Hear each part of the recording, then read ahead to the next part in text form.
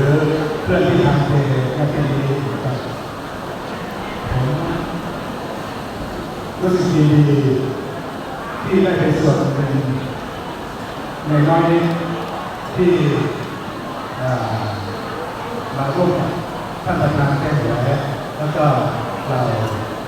สมาชิกผู้บริหารทุกท่านที่ได้ทำให้โรงเพลงที่ดีขึ้นแต่อย่างไรก็ตามเนี่ยคงต้องยกระดับให้เจ้าหน้าที่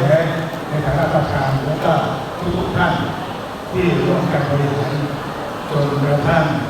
โรงเรียนนี้มาถึงวันนี้สำเร็จเสร็จสมบูรณ์เรียบร้อยครับโอกาสนี้ผมก็ถือโอกาสขออวยพรให้ท่านประธานและผู้บริหารทุกท่านรวมไปถึงเป็นยุคทุกท่านที่อยู่หน้าที่นี้ขอให้องค์อยู่พระองค์โจ้